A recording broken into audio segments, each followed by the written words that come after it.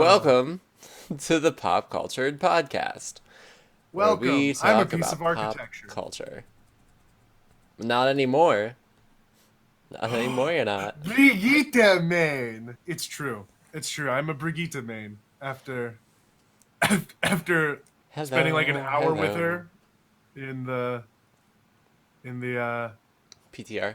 practice range. Yeah, on the practice range. I'm there. I'm perfect. I'm gonna get to like masters playing only Brigitte. Awesome. I won't. Maybe I'll make it to silver again next season though. We'll Hit see. that Masters. Hit that Masters level. Never gonna happen. I'll never even make it to gold. That's a lie. I've been gold once. Anyway, welcome to Pop Cultured. I am your host, Janky Shenanigans. I'm joined today by my usual co-host, Mr. Joel Bone, also I known wasn't on as the last Brigitte time. Main. It's like I wasn't on last time because there wasn't enough Overwatch League to talk about. Yeah. Joe talks exclusively about Overwatch and That's Overwatch the League. only reason you bring me here, really. It really is. It really truly is. And then I'll keep it to normally, a minimum today. normally we would have our friend SFE and Noah here with us. He is gone for a couple weeks because he has things to do in his life, apparently, He's a very besides busy man. podcasting, He's a very busy man right now. I guess. And I was too lazy to find a guest, so Next we week, have maybe. We'll see. Catboy Probably not. Sora. We have good old Catboy Sora joining us. And then, of course, down here in the other corner, we have Scritches, the pop culture kitten. Screeches. Scritches for the kittens. Screeches. Yeah, so that's what's going on. No one can actually see my shirt because of where it's cut off. It's cut off right above where it's the But Triforce Quartet. nice. They're really good. They have good music. Look them up. Hashtag not an ad. Hashtag could be an ad. Hashtag spons not spons. Yeah, that's what it is. They just have really good music. String quartet. Do video game stuff. Why am I Yeah. still talking about it? I have their CDs. They're That's like both really good. that's like Mess or Super Soul Bros. Also really good people that you should look at. All good stuff. Hey, so speaking of music, Sega announced something really cool recently. No! They're porting one of their Shining games over to the US. So Sega makes a series called Shining. They've actually released a couple games, but it's been a while since they've released one in the US. Pretty much since the Dreamcast went under. I'm pretty sure the last one they released here So a was while when the then. Dreamcast Like was. just a few years. Yeah. Just a couple. Yeah. Anyway, so they're bringing a game called Shining Resonance Refrain over here. And what's really fun about this, and the reason that we're even talking about it in the first place, is that it's like your classic JRPG. You know, you travel with a group of people, and the twist is that all of them are armed with weapons that double as instruments, and every battle is actually just a battle of the bands between you and the enemy. I I need. It won't exist, I'm sure, but there needs to be a trombone. I need a trombone in this game. I'm pretty sure there is, friend. I'm pretty sure whenever I watched the trailer, one of the characters was definitely armed with a trombone. Here's the thing. I can look this up because this is not a new game. It's true. This is actually one of the older Shining games. It's just that I I don't know why they chose this one. Probably because it has, weaponized musical instruments, which is hilarious. But yeah, I want. it's interesting. I mean, to be fair, other than the harmonics, I don't think it's really any different than any other JRPG, and I feel like they all kind of follow the same general plot line. But yeah, I think it's a really cool. It's funny to imagine battling like a big dragon, but with like rock band, like a huge battle, but to the tune of hit 'em up style. Okay, so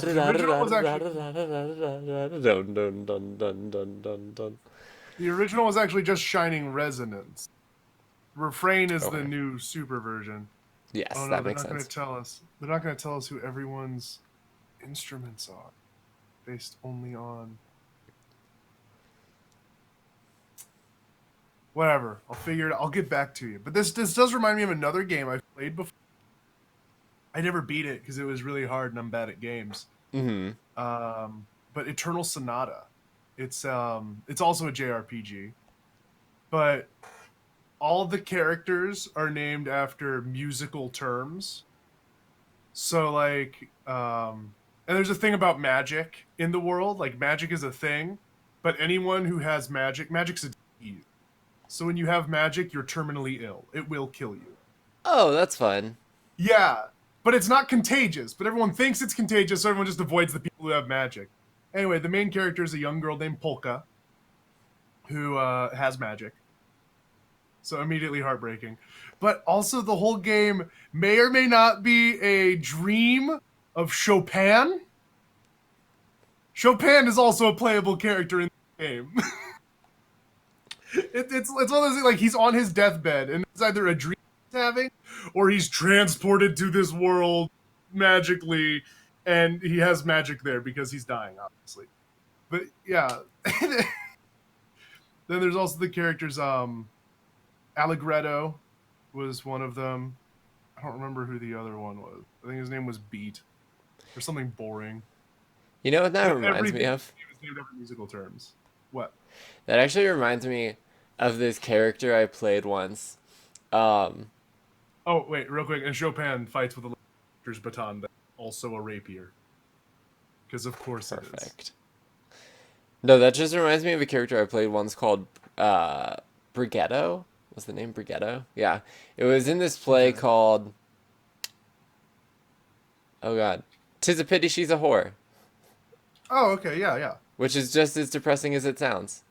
Um, I believe it. but yeah, I was like the comic relief who died at the end of the first act. But Aw. yeah, all the names were like super like Italian-ish names, and I just played a character called Brighetto, and the quirk was like, so it was the whole costume was like super steampunk. There was like a vest and like a cravat that had a pin that was made from a disassembled pocket watch, and there was like a handkerchief that I had tied around my finger that like just waved everywhere as I talked, and there was a top hat with like another steampunk gear set up on top of it, and Mhm. the thing was, I had ginger snaps hidden all over the costume. So, like, in every scene, I was just eating ginger snaps that were just being pulled out of all sorts of places. There was a part where I eat That's an apple and I just, like, pull it out from underneath my top hat. I'm that's just, like, eating an amazing. apple. Oh my god, it was the most fun I've ever had. It was so good. Oh, Lord. Anyway. Okay, real quick. So the main characters, the first four you get in Eternal. Sorry, I'm going on a brief Eternal Sonata diatribe. Hmm. Are Frederick Francois Chopin, Polka, Allegretto, and Beat. But there's more characters who I never even met because I never got that far in the game. There's Viola, Salsa. I guess it would actually be Viola because the instrument. Yes. Salsa, March, Jazz, Falsetto, Claves, Crescendo, and Serenade. Oh my god, please But the tell me best that part it's is spelled as two separate words, like Sarah Nade. nope, it's the word Serenade. Oh, that's She unfortunate. is the fiance to Prince Crescendo, though. Oh my god. Originally from Forte, she has a dog named Minuet, Jesus. which is also a fantastic name for a dog. I would name a dog Minuet. Of But real quick, course. it also gives their like Japanese names with the like anglicized pronunciation. So to go back on our thing, I'm going to attempt and offend a lot of people. But in the process, I'm going to attempt to say Frederick Francois Chopin, as his name was in the Japanese version. Francois. Frederic Francois Chopin. Okay. That was Well, I just had a spoiler. I just saw a spoiler on the wiki. Oh, game's Aw, ruined for me. that's a shame. Chopin is the primary protagonist and antagonist. Spoilers for Eternal Sonata. Chopin's also the bad guy Oh, snap. for Oh, snap. this 11-year-old game that no one's gonna play because it only came out. It did later come out on PS3, That's but like, what was the one that the Super Beer Bros were playing? Oh, they're playing Portal right now. And Alex is yeah, like talking about it. And he's like, I'm not going to, like, this doesn't count as spoilers. This game is like 15 years old at this point. If you yeah, oh haven't yeah, played no, Portal, that's on you. for real though. I'm not saying it's on you. Like if you haven't played Eternal, are you No, going to? no, it's on you. Are you If you going haven't played to? Eternal Sunshine or Eternal Sonata, Sonata. Eternal Sunshine. that's a That's a different game that's a altogether. movie, not a game. Eternal Sunshine, the Spotless Mind. Oh Lord. All Also right. starring Chopin, actually. Anyway. Yeah, but anyway, that game is made by Sega. Much Yeah. like the Sonic movie that's in the works to Which be actually, released. this isn't news. This isn't news that it's in the works. It was announced a while ago. What is news is it was pushed back. It was Of originally course it slated to come out was. this year. It's a video game movie, Joe. You have to go with the trope. If video games get pushed Here's the back, so do their movies. here's the thing. Everyone is already like shitting on this movie, saying it's gonna be terrible. It's gonna be terrible, and I'm with you. Yeah, It's probably gonna be terrible, probably. but I'm still so excited. I'm Hmm. still so jazzed. I'll still go see it in theaters if it's in theaters. I hope it's in It theaters. probably will be. It's just, ugh, ugh. I'm. It's gonna be so bad. Why? Yeah. Why are you mixing CG with like? Almost never works well. Maybe this is the time though. Maybe this is the time it's like they pulled it off. Somehow the movie's really good. Somehow. No. But it's got Paramount backing it. If that means anything, at least it's got a major studio in with it here. That's Here's the thing. Here's the thing. That means nothing to me. I know it doesn't. Because major movie studios have made both good movies and utter crap. Yeah, Also, I'm very concerned with the fact that it is both CG and live action. that's yeah. Mixing the two isn't Like, if great. it was just an animated Sonic movie, I'd be like, hell yeah. Speaking of which, go if you haven't find the Sonic the Hedgehog animated movie. It's so good. Like it's that cheesy '90s level of Oh, good yeah. because it's like '90s cartoon. You know It's what was so good? good though. Sonic What was Boom. good? The show, Yes. fantastic. The game, utter garbage. Oh, yeah, sure, probably. But the show Sonic Boom The is show just Sonic amazing. Boom, it is. It's so meta and self-referential. Like it's not trying to be a serious anything. It is. It Oh, yeah, captures no, the no. essence of that was like the cartoons of our childhood. Yeah, it's Because great. I feel like a lot of cartoons today are like, we have to send home like a moral message and like we have to teach kids things. And it's like I'm not sorry. always though. Sometimes you can have fun and just be a goober. Did you ever watch Rick and Morty? That's Or not a the kids. regular show? Yeah, well, the regular show is a kids show to an extent. I, don't know, I just feel like every show like has to be more than just entertaining at this point. It's got to be like Hmm. Sonic Boom is just like committed. Like, no, we're just gonna have fun. We're just gonna have fun here and be silly, and it's good. It benefits from it, especially the like self-deprecating humor it uses Yeah. at times, where it's like we're going to make fun of the Sonic the Hedgehog franchise. This is Sonic's college of picking up the ladies. Oh, that's a really good school. I got a That's a degree great there. school. I got my degree for washer and dryer repair. that was one of the best lines in the show. Also, when Knuckles is a feminist, that was also a good line. Yes.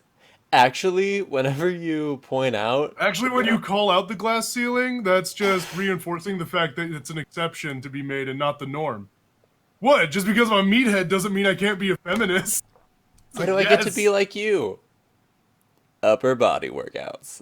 Exclusively. exclusively. Oh my Okay, so Sonic god. Boom Knuckles is just gold. Travis Yes. Willingham nails it. It was Yes. his idea to make Knuckles such a meathead too in the show. It's so good. Yeah, it's spot on. It's so good. All right, It, Knuckles, are you ready for this? Yeah, I don't see any problem doing with my hands what the world's fastest runner does with his feet.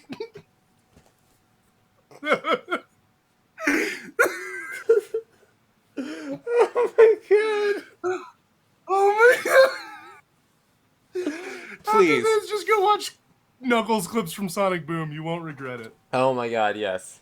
Can Just this just become the Sonic Boom podcast? we just like We review just talk about episodes of Sonic Sonic Boom for Boom. the next hour. Hey, we have a screen where we can look at videos. We just never use it for anything. Oh my We have that gosh. screen. No. Okay. Anyway, if they just follow the success of Sonic Boom as a show, the movie. Yeah. Yeah, it'll be perfect. Spot on. Spot on. Okay. Speaking of movies about video games, just today, a new trailer for Wreck-It Ralph 2 came out. The first trailer for Wreck-It Ralph 2 came out. Really? Is it a teaser trailer Yeah. or is it a legit trailer? I think it's a trailer proper. To be Oh. honest, I haven't actually watched it yet. Good. But I saw it was out. And I don't have any news other than that. I wanted to bring it up because my gosh, it's not trending on YouTube. At least not very high. Or I passed it. It's possible I passed. You probably passed it. I probably passed it. Let's scroll back up. Speaking of Should other be things that something were at the top. revealed today, a new Overwatch hero came into the works today Yo, right here. that Joe is super excited for. Right here. Right? I don't know. I need to check. Yeah, Yeah, right here. that's you're pointing in the correct direction. Yes, Brigitte Lindholm. We pronounce it differently Yes. every time we say it, but It's Brigitte, actually. Brigitte. Like the I official don't. pronunciation is. Are you sure? Because I'm pretty sure that's not the way that she says it in her trailer. I'm Yeah, pretty she's sure. like, I am Brigitte Lindholm. It's very slight, but when Jeff was saying it in the video, if you watched it, he says Brigitte every Oh my time. god. Very slight. Hey, at the I'm end. Jeff Okay, from so the it is a team. Overwatch team. Hey Yeah. guys, Jeff Hey, from guys. the Overwatch team here. Jeff Kaplan, man, he's great. Oh, Jeff Kaplan. Anyway, yes. So Torbjorn has a daughter. Her name is Brigitte, and she's Reinhardt's squire, Squire. which is the greatest I thing. mean, we've seen Brigitte before too in the Reinhardt comic from back last year. Last year? In a couple Before. different Might have been year comics. before. We only saw her in one comic. Well, no, No, we did also 'cause she see was her in in the the Christmas Christmas. comic. She was in the brief. Yeah, she wasn't featured in that though. She was shown No. briefly. And she was She was also featured in Reinhardt's Reinhardt's comic, short. Facing Dragon. She's also in Reinhardt's short, Honor and Glory. Yeah. So she's not a new character Right. to the universe. We knew she existed. We knew she was Torbjorn's daughter. We knew she was hanging out with Reinhardt for whatever reason. Mhm. Turns out she's his squire and goddaughter. Yeah. But, And yeah, Reinhardt she's- got to name her. And Reinhardt got to name her, which we saw in one of the teasers for her. After he saved Torbjorn's life. Presumably when Torbjorn lost his arm, too. Because it said he was gravely wounded. Yes, his arm and one of his legs. Did he lose a Cause leg? I don't think remember doesn't Torbjorn. he? Doesn't he have? He lost an eye. I don't know. There's a dove sitting on the gutter. Oh, outside my okay. window. I thought you just had like a life-size replica of Torbjorn just past the screen. Just out of sight, I have Just I have, off screen. It's like, I have does my he? 3 foot tall Torbjorn statue Oh, that I was no. checking as a reference. No, I'm pretty sure one of those is robotic. Yeah, no. Pretty But, sure that's robotic. Yeah, she's a support hero, but she's kind of a weird, like, hybrid support tank, which is super cool. I've messed with her a little bit. She's got her rocket flail. which is the most badass weapon name ever. It's got some good reach on it, better than Reinhardt's hammer. She has an attack which, like, her whip shot, which fires it out like 20 meters and has a knockback, so you can easily knock people off ledges. So another way to get some boops in. Yeah, you just be like, You have to be good though, because it's not a very fast moving projectile. mm-hmm. Like it's not like It's kind of like one of those prediction things where you kind of have to like predict I'd it a say little. it moves comparably to a Zenyatta, or maybe Okay. a little slower. But That's fair.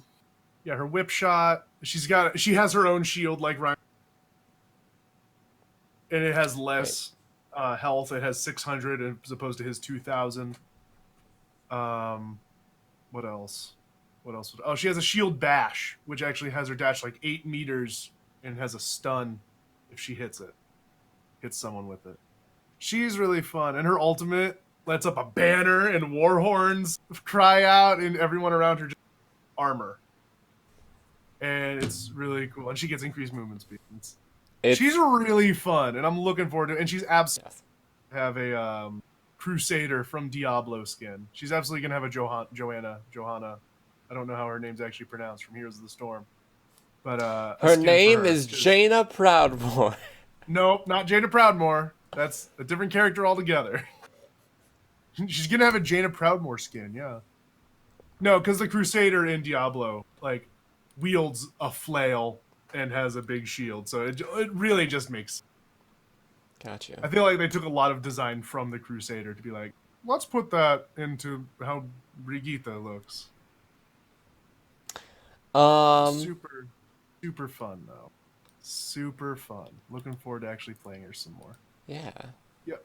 Hey, that's something that's something we could do on Friday. Oh wait, you work on Fridays. Oh wait, I work every single Friday. All right, you had one more thing for Overwatch. I said I wasn't gonna talk about Overwatch League, and I'm gonna keep it short. But if you watch Overwatch League, you get free Overwatch League tokens, which means you get free skins. Every match, again, like a match is 4 games, so every game in that match you watch, you get a 1 token. Which means if you watch every single match every week, it'll take about a little over 2 weeks to get a skin. Free skins. That's nice. Why wouldn't you watch it? You don't even have to actually watch it. You can just like turn it on and just have it there. You don't have to watch. It just has to be up. Free skins. Yeah. Also, you can cheer in on Overwatch League while they're live, and you free emotes if you spend, well, not free, but if you spend 100 bits to cheer, or 150 to cheer for your team. They're free. They're free if you spend money. They're free get little for $1. Emotes like the ones I just shared in chat. You can see some of them. But also, if you cheer for your favorite team and spend at least 150 bits, you will get their logo. So I can now cheer on the Boston Uprising everywhere I go. Go in Boston. every Twitch chat you go Boston to. Up. In every Twitch chat I go to, I'd be like, Boston Up. And they'll be like, what are you talking about? We're playing PUBG. We're playing Fortnite. Why are you sharing this while watching Critical Role? It's like, I'm just really enthusiastic about Overwatch. We're trying to defeat this behemoth here in Monster Hunter World. What's up with this Boston Uprising nonsense? Hashtag Boston Up. Oh, God. Anyway. Hey, a couple... I've been finding every excuse to use those. I'm sure you have. A couple extra things to check on, because I just noticed them, because I have Polygon open on the side. Hey, the organizer of PAX, ReedPop, who's in charge of all of the live conventions that they do, they recently got US Gamer and Eurogamer, which are a couple of gaming websites that publish a lot of news. Magazines. Well, yes, they are also magazines. They're also magazines. I thought they were anyway. I think Eurogamer was. I don't know that US Gamer. Well, they started back in 1999, so I'm going to guess that yes. Probably started as magazines. Probably. They also do Rock Paper Shotgun, and Okay, yeah, I know Digital Rocket Shotgun. Foundry. Okay, But yeah, those are names I recognize. that's not. So, Yes, so wait, they're now owned by PAX? What was the story here again? they're owned by Reed Pop. I don't Oh, know okay. that Who's Reed the Pop. event? Yeah, Who's the they're the event organizer? organizers. I don't know that PAX owns them. I Well, think that Penny Arcade, but yeah, Penny Arcade because PAX is the actual expo. But Penny Arcade Expo. yeah, I don't know that Penny Arcade owns Reed Pop, but it's just like an interesting little tidbit. Like, oh, they're publishers now apparently. And so you'll just see a whole bunch of PAX stuff on Eurogamer now every Yeah, time now it's there's a just gonna be PAX all convention. PAX all the time. Just like here, have That's all the of new this. tagline. That's the new Um, tagline. but They're re- also they're rebranding both to actually be called PAX Gamer. perfect. I love it. Unification of branding. Hey, you know what? Sometimes you need that uni branding. The other thing that I wanted to say really quick is that Sea of Thieves has been doing stress testing, and it looks super cool. Oh, I'm so excited for Sea of Thieves. Also, as a reminder, the game is cross-platform. So Really? people playing on Xbox can play with people on PC. Hell yes. I Hell don't think yes. it's coming to Hell yes. PlayStation though. Maybe it is coming to PlayStation. I could be wrong. Well, whatever. Either Um, way, it's exciting though. And I got a limited edition coin. I bought myself. There's a limited edition Sea of Thieves pirate coin that you can little get. doubloon. Yeah, a doubloon. I was tooling Nice. around on the internet for I don't even know what, and I saw that those were available, and I was, you know what it was? I think I was looking to see if I downloaded, because I was going to download Sea of Thieves to be a part of the stress test, but then I never got Mm-hmm. around to it, so I didn't. But I was tooling around on the Sea of Thieves site, and I saw that there was a limited edition doubloon, and I'm like, I have to have that. So, I need that. so I bought myself. Yar! I gotta get that. Look, I already have. Where is it? Let me get it. I already have my Parts of the Caribbean doubloon, my cursed Aztec gold from the Oh, Walt no. Disney Company. But So now you're gonna become a skeleton pirate in the moonlight. yes, yes, I It's a am. terrible thing. You don't want No, that. that's the coolest thing. Look, aside No, from the that's really fact, bad. aside from But the you fact that can't you can't, enjoy food anymore. yeah, you can't enjoy food or wine or company. Yes, I understand that. But also, do you remember the battle at the end of the last Parts of the Caribbean movie where they were just ducking in and out of moonlight between Jack and Barbosa? And he's just like, you're off the edge of the map, mate. Here there be monsters. And they're just like, they just have like an epic Can we battle. talk about? Can we talk about how that's the best line? Like that's such a good. That's such a good and dumb line for a pirate movie. It is. It's so good. But let me tell you the best part, which is the part where they're like battling on the rock in the moonlight, you know? They're just like battling back and forth, and Jack like knocks Barbosa down. He's just laying there. He's just like, so what now, Jack? Are we to be two immortals battling until the ends of the earth and the trumpet sounds? And then Jack is like, or you could just surrender. And then they just keep going. Oh my god. Oh, first Pirates was best Pirates. Really, it's the only one I've seen, so I agree. That's true. I need to watch the rest. True. It's They're all right right. up my alley. The fifth one, I'm not super jazzed about, but The fifth one. yeah. I Here's the heard thing. the first three are pretty good. Yeah, the first three are pretty good. The plot gets kind of convoluted by the third one, but I still like it. And I was willing to give four a chance. I think that four is an okay movie. They just cut back on a lot of the gags that were just running gags anyway. It was kind of like by the third movie, it was one of those things where it's like, and now here's the obligatory face slap. Okay, yeah. So it was like it wasn't something that you cared about anymore, but they kind of like cut most of that out for the fourth movie. So I was like, all right, it's a little fresher, And I thought the plot line That's was good. okay, but the fifth movie is it's not great. It's not Yeah, I didn't hear a lot of good stuff about the fifth movie. great. No. Yeah, but anyway, Sea of Thieves will be coming out soon. And So then hype. We're gonna do so many videos in that and streams and stuff. yes, we Maybe, will probably. be streaming it. We'll see. Pirate Boys for Only Life. Pirate only Boys for on Life. Friday. Only on Fridays. No, we'll figure out a day where we can all. We need to get our whole crew. Yeah, we Also, gotta get which the one of crew. Okay, let's be real though. Let's be The real. Which one of us crew. is gonna be the captain? It's gonna be you or me. Which one though? Which one of us? That's hard. Whoever's not the captain is obviously the first mate. Right, right. And I kind of want to be the first mate, but also, since we were talking about Pirates of the Caribbean, I kind of want to get like a Jack Barbosa situation going on where we're just constantly fighting for captain. Like we each have one side of the steering wheel, Yes. and we're That's exactly what we're doing. We are both captains of this ship. we divide the ship right down the middle, and we're like, this Draw a is on chalk my line. side. It's like that's the best idea. Yep. What are you doing? Yeah, we just need to What have our are you pirate doing? ships. What? No, what are you doing? What no, are what you are doing? you doing? What are you doing?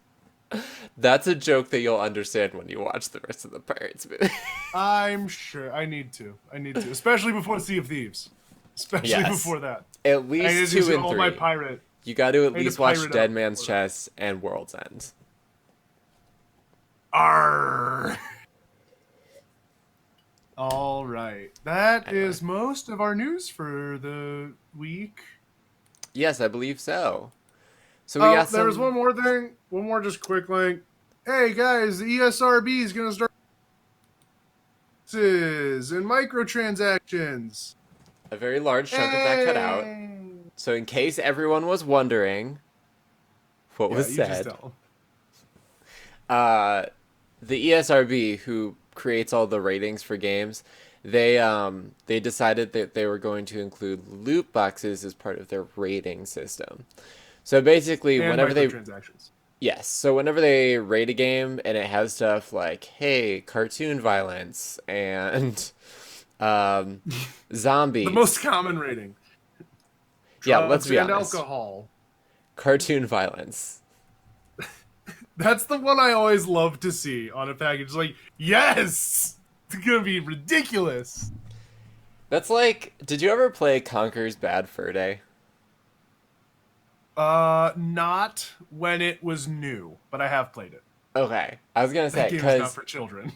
yeah, let me tell you something. Because I was recently talking with my cousin about this because he had Conker's Bad Fur Day for the Nintendo 64. So whenever we had like family reunions or get-togethers or anything, we would play Conker's Bad Fur Day. I mean, we would play like, Smash Brothers and whatever else, but we would play Yeah. Conker's Bad Fur Day a lot. And I was recently talking about it with him, and I was just like, "Do you remember Conker's Bad Fur Day?" And he's like, "Yes, that game was not for kids." And I was like, "Yeah, how did you have a copy of that?" And he's like, "It's a funny story. We were out at the store, and Grandma was buying me games, and she just saw that That's there how was it goes, though, isn't it? she just saw that there was a cartoon squirrel on the box, so she assumed it was okay, and I just didn't correct her." And I'm like, "All right, good." It's a great game. It's one of those just fantastic rare games that came out at that time. You literally beat the stuffing out of teddy bears in that game. Like Nazi teddy bears. Nazi teddy bears, that's true. But you also beat the blood out of a squirrel. One time, my cousin and I were playing, and I literally beat him to death with a baseball bat. Mm-hmm. Because he That game- surprised me coming around a corner. And there are so many movie references and just pop culture references in that game. It's so good. Because it's a rare game. The Matrix sequence toward the end of the game is just top. It's all good. Or the bunker where you can literally go into the bathroom, put your weapon away, and just acid pee on people. Yes, that is a thing that happens in that game. You can I acid forgot pee. about that. Or the boss fight that's a literal pile of poop.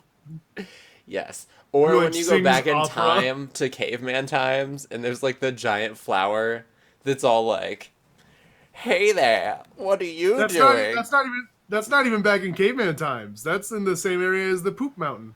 Oh, that's right. That is coming. What happens in the caveman times? Oh, you're trying to fry I the don't giant remember. egg, the dinosaur egg. That's what it is. That was the Yeah, yeah, I remember that. That And you was a good throw one like too. your one caveman buddy who's super stupid onto the fire with the egg. Yeah, It's yeah. like, ah, well, Oh there go goodness. Grog. But yeah, the yes, it's me, the great and mighty. Ooh. Jesus. And then, Welcome to 90s video games, everyone. oh my gosh, you defeated him by throwing toilet paper at him. It was so. Jesus. That was so. That was a game. That was a game that came out. Oh, and the fact that like the different power ups were just like context sensitive. So it's literally just like, here's your Deus Ex Machina Yeah. to just pull out of nowhere. Yeah, it's fine. My Made by goodness, Rare, who also makes Sea of Thieves. we tied it in. We tied it in. Bringing it around. I mean, it's none of the same people, but it's the same company. It is. No, those people are off working on ukulele. Ooh. That game was not as good as it could have been. You know what? After they did the update, though, they fixed a lot of the issues that people were having. Yeah, I It was. enjoyed it. I never beat it. I It's never got still. around to beating it. I should do that.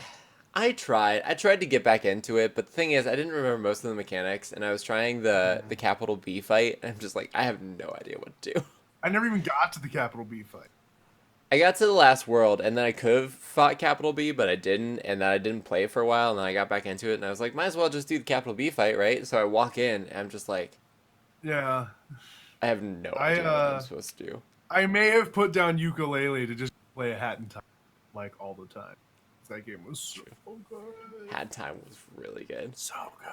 It's one of those things, Oh right? It's man. like I don't know, because I think we talked about this at the time, but I think ukulele is one of those games like it is a 90s platforming game, but it's not how people remember the 90s platforming games.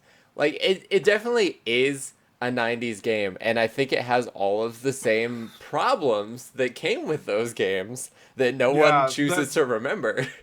that's why everyone like hated the camera. It's like the camera's like this isn't like Banjo Kazooie. Yeah. Like the camera was always bad. Yeah, I mean, it was better too. Like this camera wasn't as bad as the cameras. It was a better camera. It was a good camera all in all. Or like whenever people were like, their voices make me want to gouge my eyes out.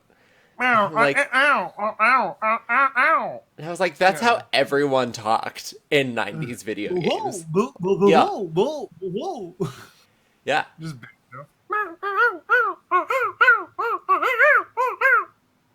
Now there was I don't remember which character it was, but there was one character in Ukulele. And I'm just like, I have no idea why, but your voice makes me gag. I hated Yuka's voice. I I didn't don't think it like. was No, no, no. I know it wasn't Yuka that you're talking about, but I know I didn't. yeah. Like oh. Like Laylee was fine. I love Laylee, but What if I remember What if we just did the entire podcast like that, just in like ukulele? just like and we just had like subtitles. Oh. Oh. I could not type that fast. Well, that's Hello. why we script the podcast. Then we just do that the whole time while the subtitles play on the bottom. Yeah, just keep it rolling. Keep it rolling the whole time. Oh my god. So good. Anyway, So good. yes. Hello everyone. Oh, Welcome to the oh. chat. All right. But yeah, We I dig think into that one of these discussion topics. yes, it's time to get into the We don't have discussion to end at a topics. certain time today, do we? We can go I late. don't, unless you do. I'm good. The only thing I'm doing after this is going to go get some Cane's chicken. Cane's, Raising Cane's chicken. It's delicious. You should go eat it. In your face I'm gonna hole. go to my local. I'm going to my local Chinese place after this to get some Oh, Panda Express? tasty- No, just Panda. It's a little family run place. Delicious. Hmm, good stuff. So Not very which express. which thing do you want to talk about first? Pick a topic. Go from there. I think I want to talk about that lack of persistent shared universes. That's the Ooh, one I'm the okay. most jazzed about. It's true, and there's a lot to say there, so we'll start there. So Yeah. this was interesting. So, for anyone who hasn't tuned into the podcast before, one of the things that we like to talk about here is discussion topics about random things. I usually go over to Reddit and just troll around on Reddit and find interesting discussions. So this was one that I saw um, in True Gaming, where they have a whole bunch of gaming discussions. And someone was asking the question, why aren't there persistent universes in video games like there are in tabletop? So Yeah. for So, for example, oh, you I was just me? gonna say in the example of say D&D, for anyone You who have the plays Forgotten. that, or if you don't, you have you have several, right? You have the Hmm. Forgotten Realms, which is the current one for 5e, 5th edition, Mm-hmm. and then you also have I'm trying to think of some of the other ones. Eberron, Greyhawk. Greyhawk, Dark Sun, which is everyone's favorite for some reason. It's weird and out there. Dark Sun's weird. But basically, Um, you have all of these different universes. Dragonlance. Uh, yeah, Dragonlance, where you can set your different adventures, and like the Mhm. officially published adventures are set in Forgotten Realms for 5e right now. But For now. yeah, um, but basically it's like whenever you make a game, right? Because most of the time whenever you're doing a D&D game, the DM is creating the adventure for the adventures, but you can set it in these different universes and you sort of add your own lore to it. And sometimes even if that lore becomes popular enough, Wizards of the Coast, who is the current caretakers of D&D, will take that lore and they will add it into the game itself if it becomes popular enough, which is super cool. um, Which is kind of what happened with Dragonlance. Even though Dragonlance is a weird bugbear. The phrase very intentional. But Dragonlance started as a D&D campaign by a group of authors. Or mhm. at least there were a couple authors and their friends. And they actually did the campaign. So everything that happens in the books, at least up to a point, was from their game. Were just things that happened, but written into a novel form. Oh, that's cool. And then it was a homebrew setting that just became this thing. And then eventually Wizards is like, yo, we really like the books. Can we like just make this an officially licensed setting for Dungeons and Dragons? And they're like, yes. Or at Please. least whoever currently owns the rights did allow it. That's cool. But yeah, and we're getting to the But point. It's weird because I'm gonna go a little off topic here, but it's kind of weird because we're in a time now, especially with Critical Role being so popular, that people mm-hmm. actually want the settings from these streams they're watching. So like Oh, people after watching Critical Role are like, I really a setting so I can play in Exandria. I can have the adventures yeah. Machina visited, which is why Matt Mercer released the Tal'Dorei campaign setting, which covers like a continent of his world. Clever. Now he can release more with each campaign. Ha ha More ha of the ha. Wild Mountain campaign setting after during campaign 2. Now, But Critical Role isn't like officially associated with Wizards of the Coast, correct? well, not Kind, yet. kind of.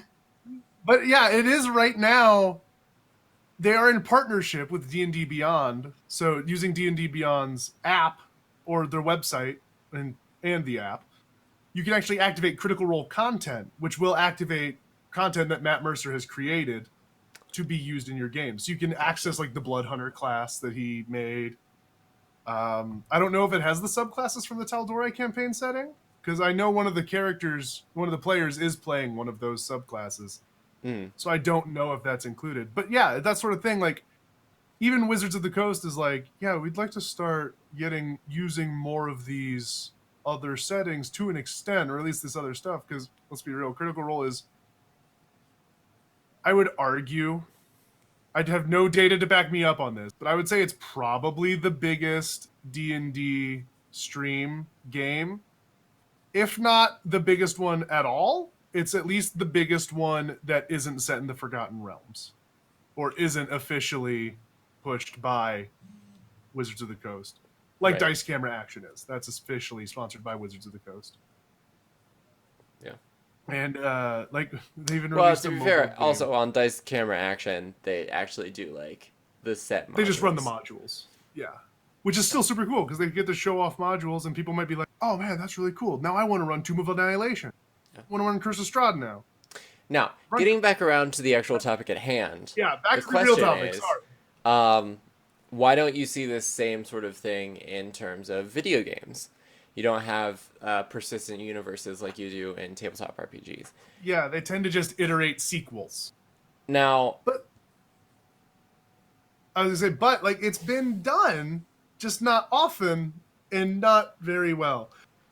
Mass Effect Andromeda was a step in that direction, but they were also going to create a new trilogy with Mass Effect Andromeda. It's a right. shame the game did so poorly it shut down a studio.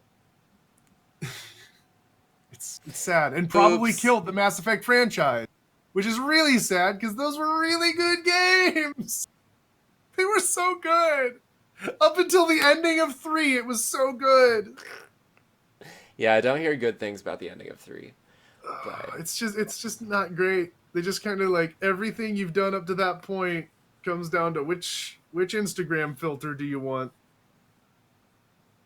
wow. Well, anyway, um yeah, I guess that's kind of one of the hard things too, right? Is if you give like characters choice, it's kind of like they all funnel into the same choice eventually anyway. And especially when they've created so many choices across 3 games at that point that all have kind of branched out and opened new opportunities. Yeah.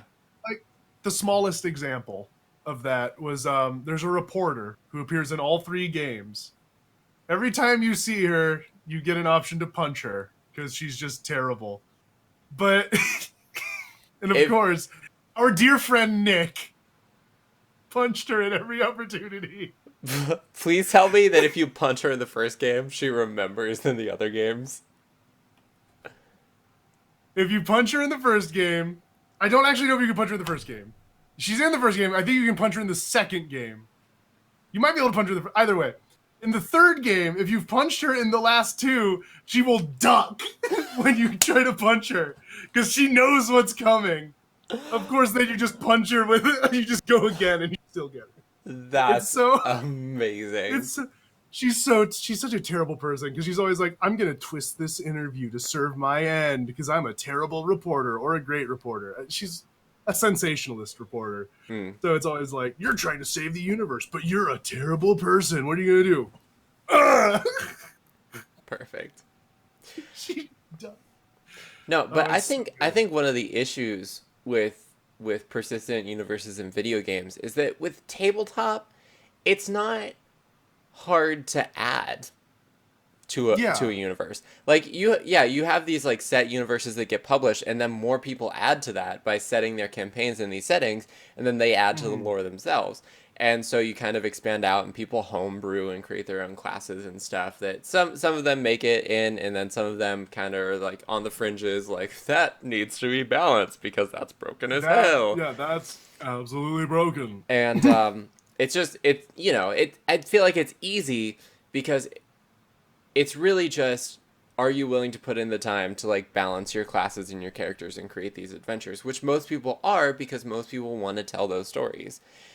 The thing with video games is first of all, you have you know, these universes are owned by studios. Yeah. So that's your first hurdle is that you have to get permission. That's like what was it? Pokemon Uranium? Oh Uh yeah. The like fan game. Yeah, that fan game that a lot of people downloaded and people were super hype about, and it was like complete. It was like an actual Pokemon Mm-hmm. game. They had It their was like a own full roster of Pokemon Pokemon. game.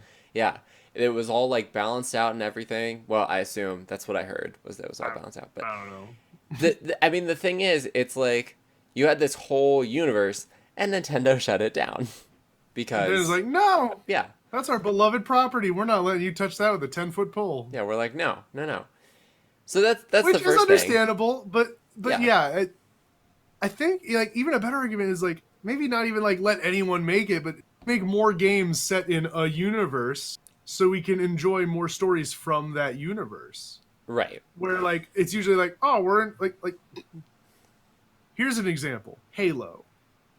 Because Mhm. Halo, there's been like what 5 games in the main series. Yeah, that follow Master Chief. Right. Um, but they have also had those offshoot games that tell other stories that pertain to it, and those are some of my favorite ones. Honestly, like Master Chief's cool and all; he's a cool guy. My favorite game's Halo Reach, which takes place before the first Halo game, like moments before. It literally ends on like a Rogue One esque, like, oh, this is the opening shot of the first game. Did it before Rogue One did too. But Ayo. but no, you play these characters who never appear later, and they also all die. It was Gotta keep that Rogue One just continuity. stole the plot of Halo Reach There you go. We solved it. Right here, because you have right like the now. heavy weapons guy, the Asian assassin, the yeah, it was like yeah, there were a lot super cool games, super great characters. Everyone dies in the end, including your character, who is also like, "This is you. You get to customize what your armor looks like," and it's like, "Oh my gosh, it's the first time you got to do that." And you get this epic last stand, like they left you behind. You're the last person on the planet before it's just gonna get like totally glassed, and it's like, I'm gonna kill as many aliens as I can before I die. Jesus. And the last mission is literally called like Final Stand, and it's like your objective: survive. It's impossible because as you take more damage, your helmet gets cracked and your HUD gets taken away. And the last thing you see is you taking the helmet off, and you get the camera view from the helmet. You just see your legs, and like this dude runs up to you, stabs you in the stomach, and you like stab him back. And I want to play Halo Reach again now. I want to play Halo Hi. Reach. Hi. Um, yeah, no. Yeah. I get that. I do. You know what? You know who I think has the best example of like a persistent universe? Not even the best Who? example, but my personal favorite, Which one? Valve. With I Half-Life guess. and Portal. I guess, but like at the same time, they're like not remotely related. Yeah, Portal but that's the sometimes. thing though, Here's the right? other thing: they're I not mean, making games anymore. I mean that's true. But I mean that's the thing, That's right? That's the point of a persistent it's the thing, universe is yeah. that they're not related stories. That like But like we they're don't even. connected by being in the same universe, but they're not related stories. They're connected through Easter eggs. Like I want more knowing No, no. There's other that than part where where they in the in Portal second 2, they do reference it a lot more. well no, in Half-Life 2, you have to go and um you have to go and get technology from Aperture Science to like combat the Combine. You didn't know I don't this? remember that. I don't Yeah. remember that. And Is that where you it's get the gravity gun? yeah, the gravity gun comes from I Aperture didn't know Science. that. I did not know And that. then there's also a part in the DLC for Half-Life 2.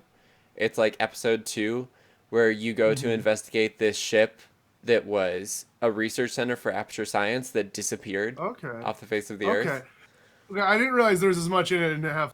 Like in Portal, though, it's barely Easter eggs. Yeah, because in Portal you're trapped in the underground portal It's facility. true. If I remember, there was more reference to it in Portal 2 with Yes. J.K. Simmons saying a lot of weird stuff that may have pertained Yeah, to it. cuz it was like Aperture Science versus Black Mesa was kind of like the Mm-hmm. scientific debate. But And for Portal 1, the only reference was in the song. yeah. Well, the thing was, it was like Aperture Science's approach to science was terrible, and then Black Mesa actually tried to do real science. Because what was it? There's a And opened line. a rift to another universe that destroyed the world and sent us into an apocalypse. But, you know. True, they did. But there was that one line in Portal 2 where J.K. Simmons was explaining the Aperture Science method, which was just throw stuff at the wall and see what sticks. That was like their What was method. it? Oh my gosh. I need to. Well, the best part too was because the way Portal 2 works, spoilers by the way for Portal 2, I guess. But it's like you know, you start at the bottom of the facility. Like after Mhm. you get Gladys into the potato, you start at the bottom and you have to work your way up through the decades. So Start from the bottom right here. you start in like the 50s and it's like super nice, and they're like using astronauts as test subjects and all this nice stuff. But by the time you get to like the 70s, like everything looks kind of crappy and whitewashed. And there's a recording of like J.K. Simmons like offering hobos money for testing the science equipment. And then that's when they institute the policy where like the Aperture scientists also have to be the test subjects of like their own experiments. So it's like you see the slow, steady decline of Aperture science as like their science gets worse and worse. It's Yeah, good. the best.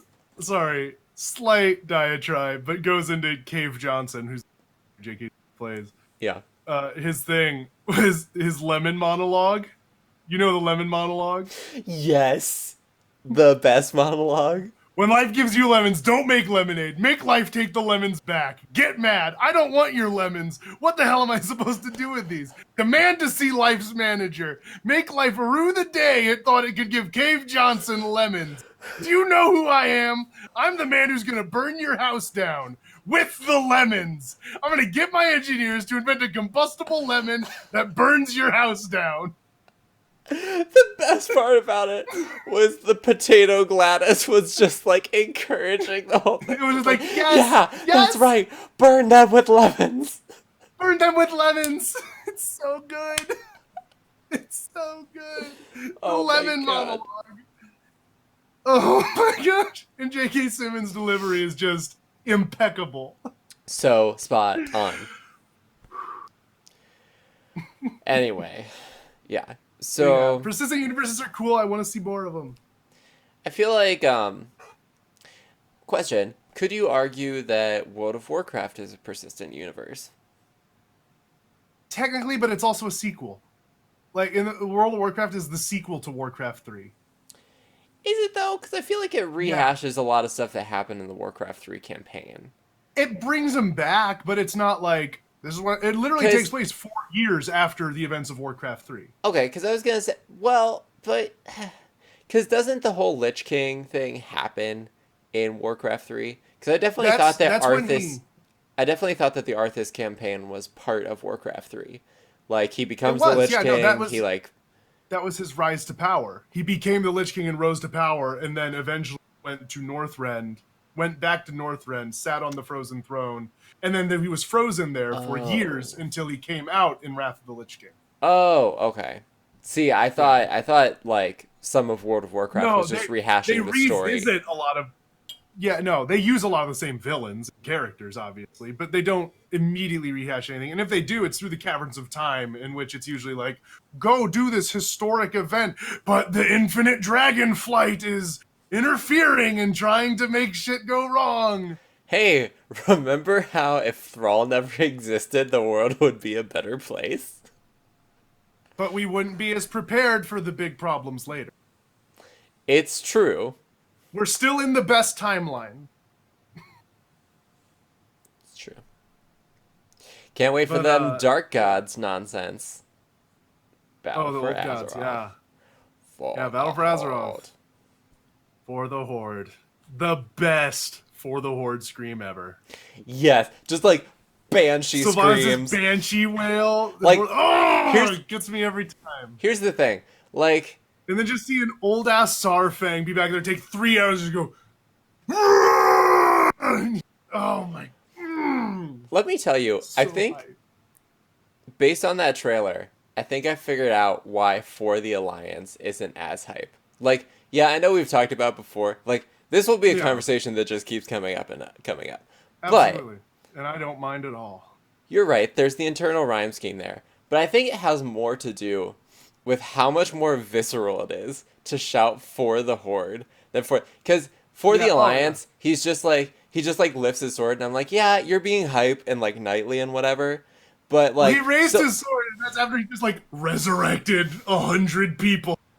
Well, it was like, but when Sylvanas did, she's like banshee screaming, and then she lands, and then she just like, She just killed 2 dudes. yeah, she just like scoops herself. She's like down, she's like hunched, she's like ready for action. And she's just like, for the Horde, and then the orcs are For just the like, Horde is a hell yes. For the Horde is a battle cry, and For the Alliance is a rally cry. Yes. It's really what it comes down to. Like, one is like, Yes. we're inspiring the troops. The other is like, we're out for blood. And we will. Just like- we will. Just like for the Horde. Amazing. Oh my gosh. It's such a good trailer. It is. It's so good. It's so hype. I may or may not watch it daily. That's don't like watch it your daily. wake up routine. Like brush You your wake teeth, up, watch Battle get for dressed, Azeroth trailer, watch Battle for Azeroth. shout For the Horde at the top of my lungs. That's how I start every day. Wake up everyone in the 2-mile radius. Oh yeah. Oh yeah.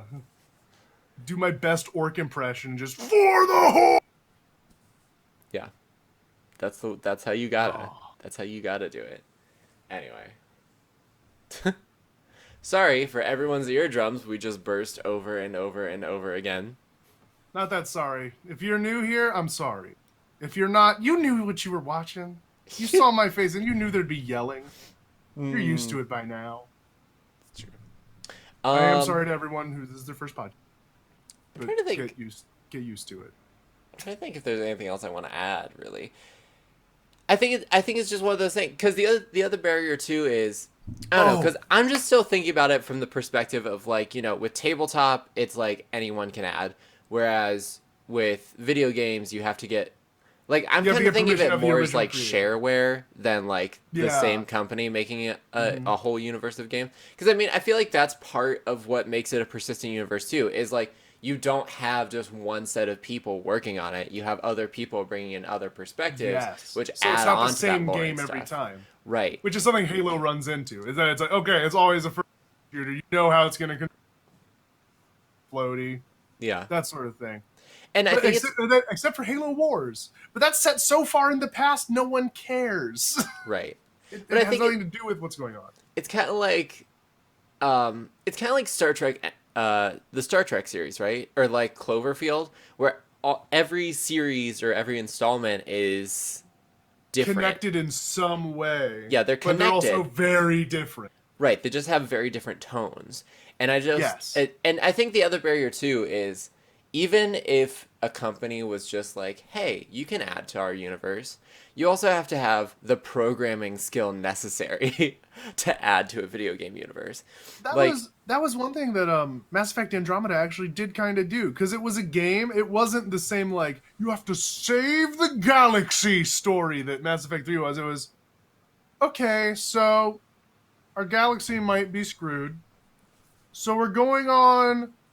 You guys are going out to a different galaxy, the Andromeda galaxy, Right. and you're trying to find home. You're trying to find a new home. You're not coming back. This is a one-way trip. But this group of pathfinders, that's your job. Your job is to go explore, settle, and just live out there. Right. It had potential to be so good Right. if they had just like embraced that aspect more than being like, we're gonna make a Mass Effect game. Right. Yeah. If they didn't try to make Mass Effect 4 with it, I think it would have been way better. Yeah. Like if they, I don't want to say if they had made it just an open world sandbox experience, but if they had, like, give us like, Don't make No Man's Sky. but make No Man's Sky. No, don't make No Man's Sky. But like, if they give us like Make Red Dead Subnautica. Redemption, make it Red Dead. Oh, Red that Dead would be in awesome. space. Because it's Red like Dead the in old, space, it's that'd like be the cool. West. You're going out there.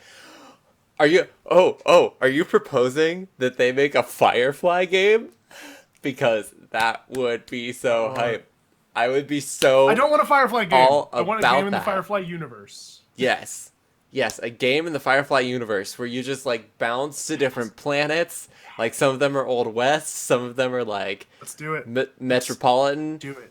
Let's go.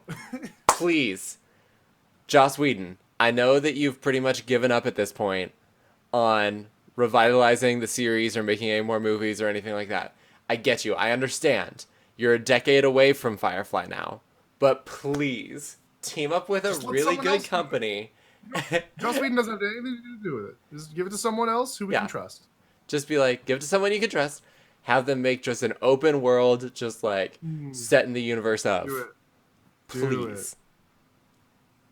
All right. Amazing. I think we've talked this one not to death, but I think we've reached the end of our pool Probably. without getting cyclical. Okay.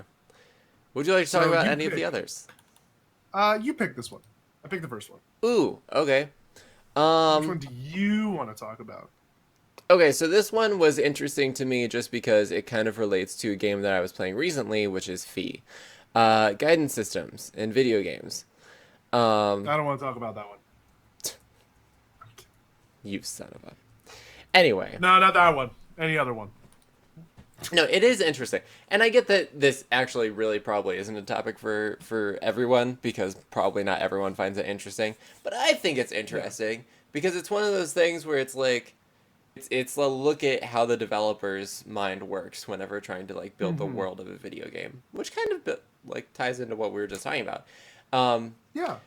but it's sort of the argument of whenever you have a video game, right? You always have some sort of like tutorial or you have some sort of like thing that kind of shows the players how to go. I mean, and it's to varying degrees, right? Like in Dark Souls, you get dropped in, you're an undead, you really don't have that much guidance as to like how things go. You have like some path markers along the way. Yeah, yeah, They're just yeah. like, hey, here's how you do this, here's how you do this. But mostly it's just like drop in and go. Whereas Yes, something go. like Tack and the Power of Juju, you have like a whole tutorial area where you just go through it. Digging out those old gems. I don't know why that was the first thing that popped into my mind, but that was No, the I know first what you thing mean. that Like popped you have into my like this mind. whole level that's all about like this is how you do a double jump, and it's Right. yeah, And like every that's what. time, and that one isn't a good example of the other thing. Like, and sometimes whenever you get a new power up, right, it'll take you to an area Mhm. where you can test that power up. Tack isn't a good example of that actually because you just pick power ups up willy nilly and it's just like and now use it. But anyway, You know what game did it really well hmm, that we've both played and we both love? Ori and the Blind Forest. I think nailed the yes, level of like you are it correct. gave you it gave you like the power up and then you needed to use that power up to get back out of, but You are absolutely correct. it wasn't like this is how you use the power up. It's like, okay, get out. We've explained how the power up works. Now use it. Right. And that like that I think is like really good level Mm-hmm. design. Um as this Okay, so relates that's fine. to Fee, which is the Yeah, game that I was recently playing. I Um watched zero of your streams, so they're all on YouTube I now. was You just can go busy. watch them I know. there. I'm gonna have to catch up. I was very busy every single time you were streaming that game. Fair enough. But anyway, the All two idea days. is it was part of a Reddit AMA that some of the Mhm. people from Zoink Games were a part of, and they were talking about it. And someone commented on how there seems to be almost no guidance, and they're like, "Well, it is guidance. There is guidance, but it's very subtle," and that's true because a lot of things, like as an example, one of the things that comes up in the game is that sometimes creatures will become entrapped by the silent ones, who are like your opposition in the game. Um, Okay. and one of the ways that you can free them from these shadow cage things is that you can throw these plants at them. They're like these green berry plants that if you throw them at the cage, it will break the cage. Um, and one of the things that you'll notice the more that you play the game is that there are actually trails of like moss and lichens that will lead you to wherever the nearest plant is. Mm. And every time you ever encounter a situation where it's like, oh, you need to bounce off of this thing to go on or whatever. Anytime you need like any kind of plant life to help you out, you'll always see that there are like trails that lead to it and stuff like that. Yeah, yeah, yeah. And Okay. another feature is that there's a guidance bird. So if you just like sing really loud at the top of your lungs, you'll just call a bird out of the sky. And if you sing to it again, it'll like start flying away and if you follow it, it'll kind of like take you to where you need to go. But it's that sort of guidance where it's like mostly environmental and it's like kind of there but not really there. It's And very subtle, but it's there. yeah, it's like it gives you the suggestion of what to do, as opposed to just like outright telling you, which I really liked. I thought that was a really awesome, cool feature of the game, especially because it's environmental and because that game is a lot about the art style that they used. Like, it's really nice. Yeah, it's kind of like a more subtle version of Mirror's Edge. How you can have the guidance on and everything that the recommended path is always red against the white. So Hmm. like you can see what you should do, but you can also go any other way that's possible. Right. It's just like this is the recommended way. Yeah. I get you. I get you. And I you think can that also turn that off if you didn't want it. right. And I think it's one of those things like I get that sometimes some people are just like, I need help. I've been there. Yeah. I've been there playing Yeah, a yeah. game and I'm just like, I don't know where I'm supposed to Oh, go now. absolutely. Absolutely. But I think it is also kind of nice, especially with a game like games that are more exploration based, to just be able to Mhm. like just Like Breath of the explore. Wild. Like Exactly. I don't want like a big like tom arrow telling me this way. Right. I, I don't want a Navi bothering me every five Hey, seconds. hey, listen. Hey, We should we go need to save the go princess. awaken Vasruta. Hey, We need to go do that thing with the elephant. Let's go do that. so help Like me, no, no, fairy. So help me. like, no, Navi. I want to go get cabbage so I can cook. Yeah. Hey, we should go. We should go do the dungeon. It's like no, Navi. I'm getting raw bird drumsticks so I can get food. So I'm ready to face the boss. Did you ever do that thing where you like got one of the Elden emus and then you just left the drumsticks on the ground and they cooked? No. Yeah, if you go to the volcano area and you just leave Oh, stuff I on the haven't been to the ground. volcano yet. Okay. I have not played much of that game. All I've okay, here's what I've done. I've left the tutorial area. And Oh, now and I there went is to another great example of a tutorial area. and I went to Vasruta and purged Vasruta and Nice. met Prince Sidon. And I got Mipha's Grace. The really cool dude. He's Oh, my Prince favorite. Sidon. He is my favorite. He's like, yeah. He has a He's pose. He just strokes all he's the so time. all about it. He's Oh so my like, god. yeah, the world's a He's great like, place. I want his game. I want to play his game. Yes, I would buy that DLC in a heartbeat. Oh my gosh. What Play does as Prince Prince Sid? Sidon. Yeah, what does Prince Sidon get up to in a day? He just does that. He just practices that pose in a mirror all day. I also think that Zora's Also, domain is really interesting, and that it's question. the one place you'll go in the game where people remember you. Like they, Question. yes. Where do I get the pants for the Zora armor? Because I look really stupid right now, and I really want the. Oh, you know what you have to do? You have to talk What do I to have to the do? king's assistant. Um, Wherever she is, Oh. because she asks you to take a picture of the Lionel that's up on the hill. I gotta go back up that hill. Yeah, where you got the shock arrows at. Yeah. If you would have talked to her first, then you would have known to take the picture ahead of time. And then you wouldn't have had to go back up there. But yeah, that's It's what all you right. have to do. It's worth it. I'll get rid of my stupid pants. I'll have matching pants. It'll be And worth then you it. can swim really fast. Yay. I You can max maybe out even your cross a swim speed. river without drowning. Yeah, there's an option. Also, you should probably get more stamina if that's happening. Bro, I need to go do more shrines to get more stamina. But you need 13 Is hearts there to another pull way the to get Master stamina? Sword, so. Do I get hearts or stamina? That's the choice. That's what you gotta I got the decide. hearts. But I yeah, got the heart first because I'm just like, I'm gonna die a lot. I need Right. more hearts. Breath of the Wild is a really good example of a tutorial area. Like because the Great Plateau, you don't agree? Go on. Go. I want to hear your point first. Because I think that the Great Plateau is a really good like microcosm of the entire world of Breath Yeah. of the Okay, Wild. that's fair. You have a That's snow area, you have a river that you have to deal with, you have a forested area where you have to hunt things. You can get weapons there. There is There are like different weapons that you can test and kind of like understand what it Yeah. is to pick up and play with the weapons. Okay. There are the shrines that you have to do.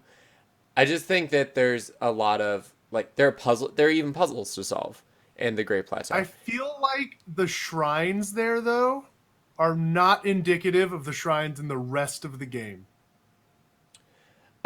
You're correct because each of those shrines is All the built to the shrines rune that that you pick up there. Yeah, all the shrines there are just like, here's how to use this thing, and like great for a tutorial. But then you go into your first shrine outside there, you're like, I don't know what I'm doing. What's going on? That's fair. How That's do you fair. do the shrine in Zora's domain? I have no idea what I'm even supposed to do there. Which one? The one like in the city, like right under the king's throne. Oh. It's got all the balls. Oh, you Like have the to giant stasis lock them. boulders. And do what with them? Uh, Like stasis lock them run and then past what? them while I've they're gotten stasis past them. locked. I've gotten all the way up to the top, and I'm just like, okay, I don't know. I need to use the glider. I just realized I need to use the glider.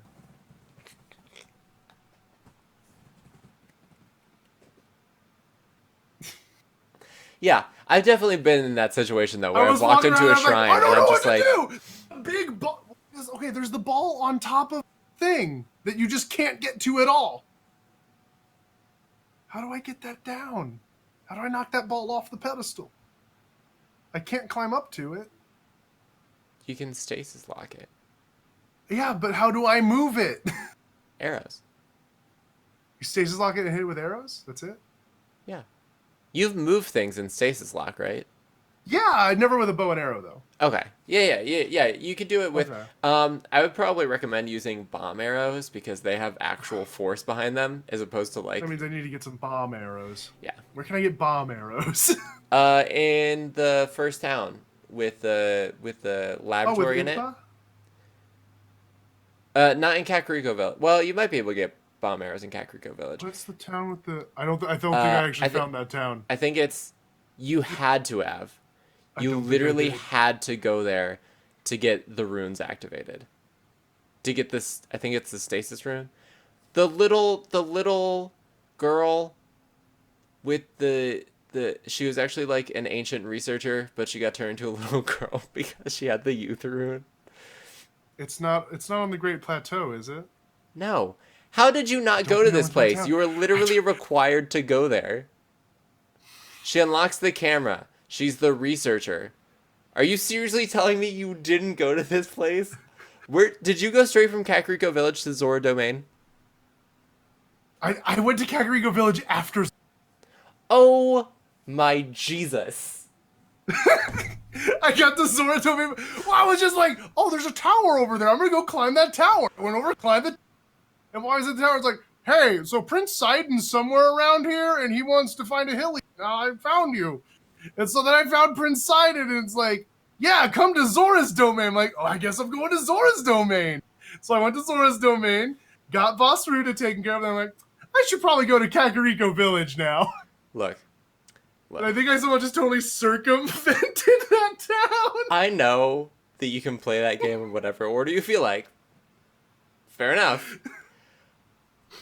But you're going to be so pissed at yourself when you go to Kakariko Village, talk to Impa, figure out this other village you have to, go to the village, and then you realize there's a whole bunch of other shit you're going to have to go back and do now because Yeah, but I can teleport. Well, she's like, you need to activate the divine beast, and I'm like, one down. Well, no, because you have to start unlocking the captured memories. You haven't even gotten to that part yet. Yeah, I haven't done that yet. I haven't started. I've been told about captured memory. Haven't actually Yeah, gotten but you around have to go to the lab to get them activated.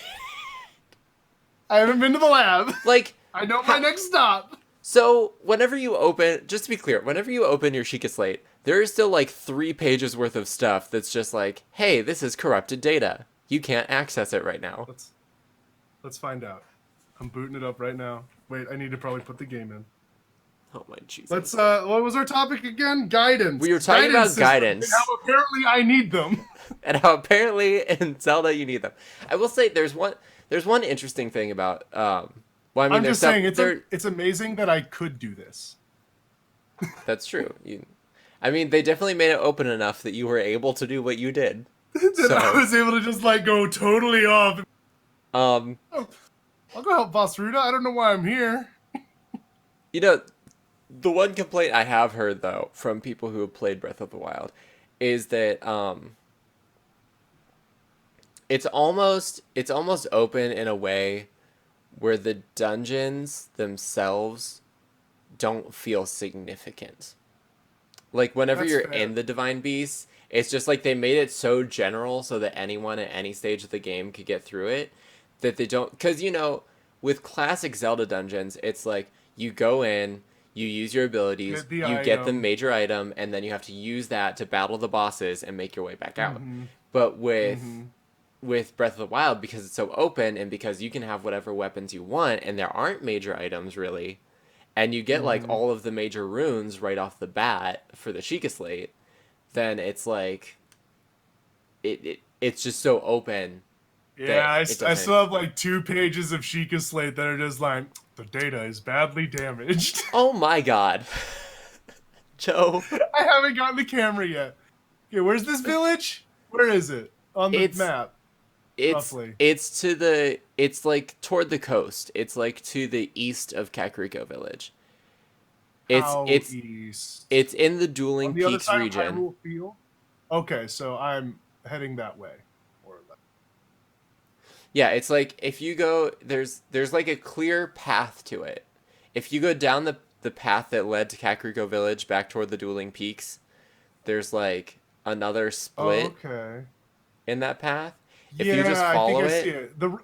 The road ends there.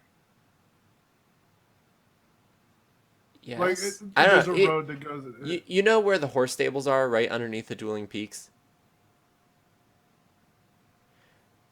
You didn't go to the Dueling Peaks, did you? Is that where Kakariko Village is? Two giant mountains with a giant crevice in between them. Dueling They're Peaks. not listed on my map. Oh, there they Because are. There they are. Yeah, yeah, yeah, okay. yeah. I see Squabble River, South Nabi Lake, Bubinga Forest. Yes.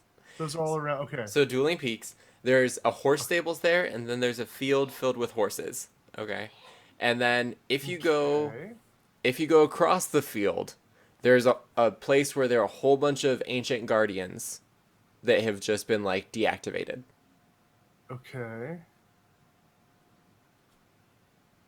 And then if you go through like there's like because it's like a fortress or like a wall that was there, and Okay. it's So supposed to be it's like it was supposed to be like the last stand against the guardians 100 years ago. so the town is in the Dueling Peaks area on a road. Yeah, you just have to You. follow that road. And if you keep following it, there's like a gate. You go through the gate, you keep following the road, and it will eventually take you to the town. I All can't right. believe that you just straight up missed this. I just like I was on that path. I'm like, oh, on the path. I'm like, what's that to the north? And I just went off the road completely. You know Went what? around the Dueling Peaks. You know what? It's my fault. It, apparently we're just two very different people. Like I love open exploration, I do, but I need to know what the story is. So I like follow like where it says to go, like when it says to I go mean, there. Like well, I'll basically, I deviate was a making a. little. Here's what I did. Here's what I did. I didn't follow the road. I was making a beeline to Kakariko Village. I'm like, I'm going. Yeah, no, I'm getting there. I went through the because that's what he's like. Go to the Dueling Peaks. Beyond there is Kakariko Village. So that's what I did. I followed the road, Hmm. went to the Dueling Peaks, went through there. I got a whole bunch of Yeah, I shrines and ignored crap on that. the Dueling Peaks, and then That would explain why I've found like almost no shrines. I'm not following anything. I'm just wandering the plains, fighting the occasional moblins. how have you not run into like a guardian and died yet? I have several times. I'm like, why are these everywhere? Why is this game so hard? I'm like, Because oh, you're going the wrong way.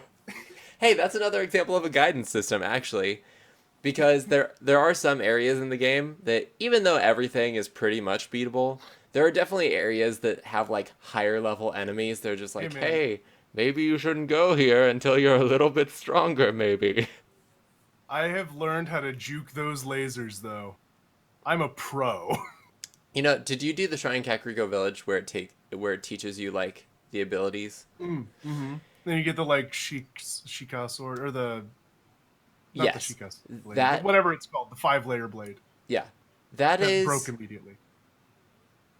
that is literally the hardest thing for me to understand in that game. Is like the Really? That parry was mechanics. okay. Okay, well, like, I can't use it practically, but I got it in the shrine Yeah. just fine. Well, yeah, but that's the problem is that it's really hard to figure out how to use them practically because you know you can actually counter the lasers with those. Like you can You can shoot the counter the lasers. lasers. Yeah, you can shoot the lasers back at the guardians and destroy them. But you have to time it perfectly. It has to be a That's perfect parry. amazing.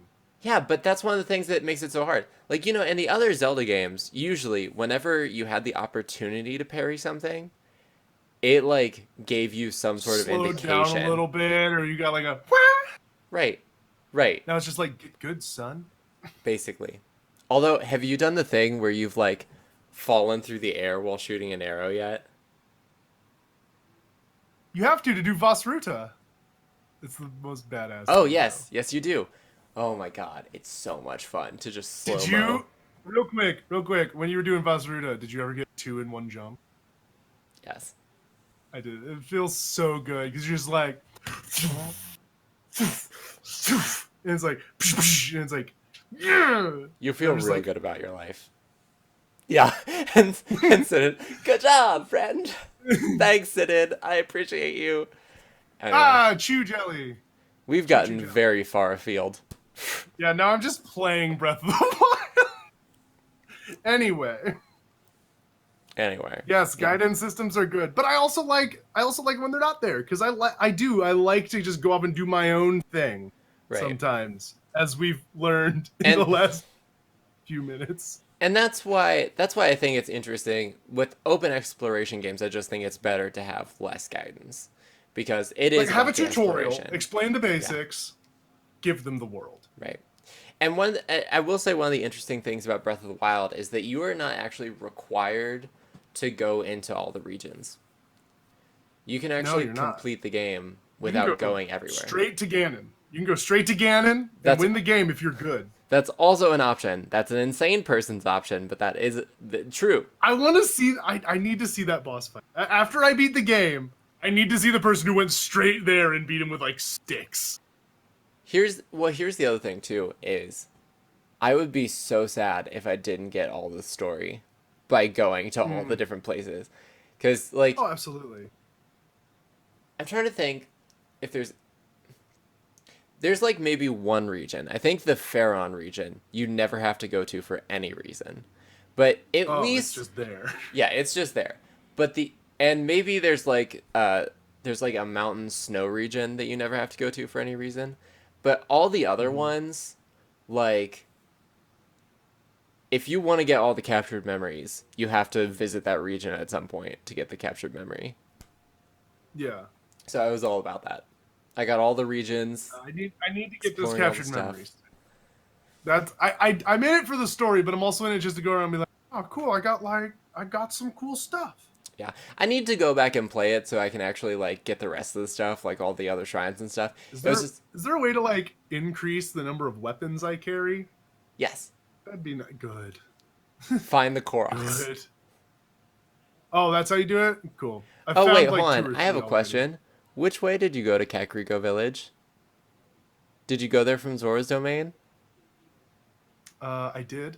Okay, so you completely missed the triggering event for getting bigger inventory. Oh, let me tell you. Let me tell you There's how a I triggering entered event Kakariko. that you just zoomed right past. This is funny. I'll tell you how I entered Kakariko Village. I was like on a mountain above it, looking down. I'm like, there it is. It's right there. No, I swam up the waterfall to get to it. And then I was like, swimming into town. And I just scaled the staircase to Impa's house from the side. I'm like, cool, I'm here.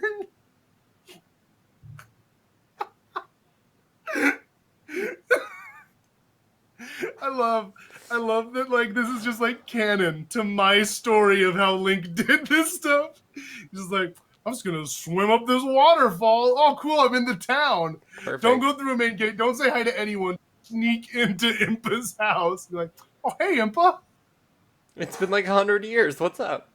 and I don't know who you are. Um, yeah, no. That actually is also one of the reasons I'm really disappointed that Breath of the Wild doesn't have like an after game to it. Because I feel like that's a game where having an after game works. Yes, I want. I Because want even it. because most, I mean, I think we've had this conversation before, but it's just like with most of the other Zelda games, even like once you defeat Ganon, you feel like, all right, that was my mission. And Yeah, end of even story. yeah, and Right. even though like Link and Zelda go on to live their lives, you're just like, all right, that's how the cookie Yeah, crumbles. But like at the end of Breath of the Wild, you're just like, but there's still much to do, and now, well, okay, you know Zelda's trapped in the castle, right? yeah. Okay, Yeah, and yeah, you've already and told me how like that ending. right. So Zelda's back, and you're back, and everyone has their memories back, and you got to go rebuild Hyrule, and you're just like, yes, this is Yes. the end. This is What if the that's the ending. sequel though? What if that's just the next game? Yeah, but then who would be? I guess this is the argument that people had, which is, all right, but what about like the monsters then? Like, how do you get monsters to come back if Ganon's already dead?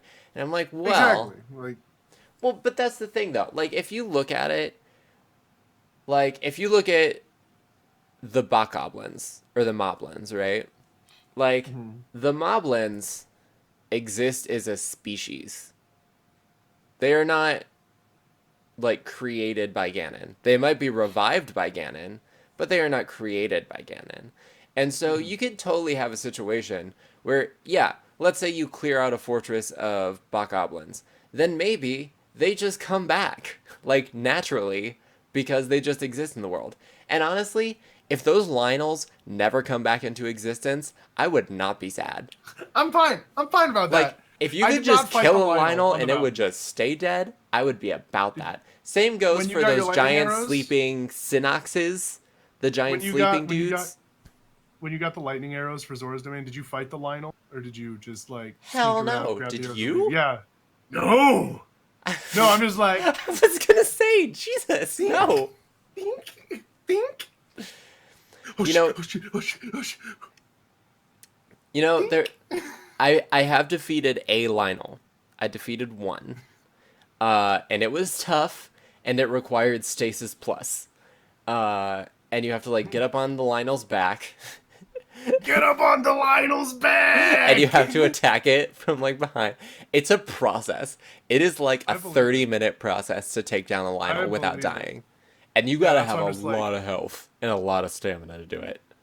Jesus. oh yeah, he like one shot you, and it's like, well, okay, that's okay, cool. Yeah. Back to No. think. I, I am I'm not about the Lionel life. I am proud to say I'm pretty sure I got every arrow on that. Good for you. But They're yeah, like no. I need those 30-ish. things to stay dead. Never come back, please.